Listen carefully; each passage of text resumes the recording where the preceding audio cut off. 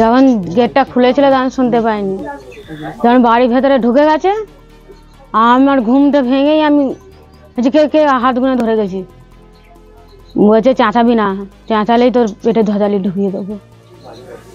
দিয়ে আমি হাত গুনে ধরে বলছে যে আমাকে বলছে চ তোকে ধজালি, আমাকে হাত গুনে ধরে বলছে চ তোকে তুলে নিয়ে যাবো, আমাকে। আমি বলছি না আমি যাবো না, না আমি যাবো না। আমার ছেলে তো তারা উঠে পড়েছে, দিয়ে তখন বলছে বিজেপি জিততে পারলে আগে তোকে তুলবো, তারপরে বিজেপি জিতলে সবাইকে তুলবে।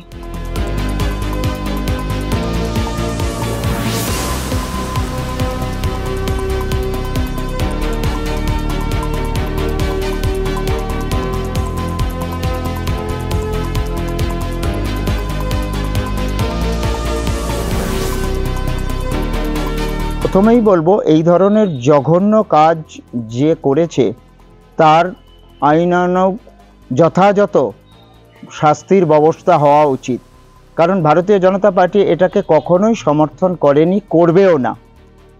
কারণ মা বোনেদের সাথে খারাপ ব্যবহার করবে আবার ভারতীয় জনতা পার্টিতে থাকবে, এটা হতে পারে না। যে মানুষ উলঙ্গ অবস্থায় ঘুরে বেড়ায় এবং একটা দুধের শিশুর গলায় ছুরি ধরে বা ভজালি ধরে, তো সে মানুষ সুস্থ মস্তিষ্কের মানুষ হতে পারে না।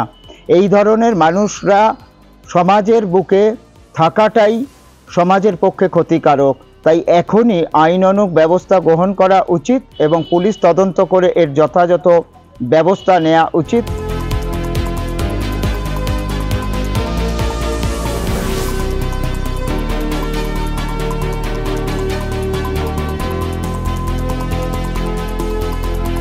আমরা তৃণমূল কংগ্রেসের পক্ষ থেকে প্রথমেই এই ঘটনার তীব্র নিন্দা জানাই।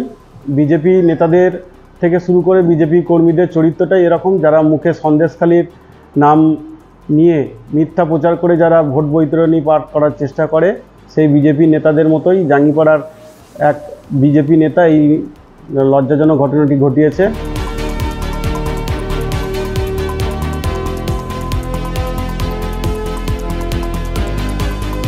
এটা আমাদের পাড়ারই বৌমা হয়।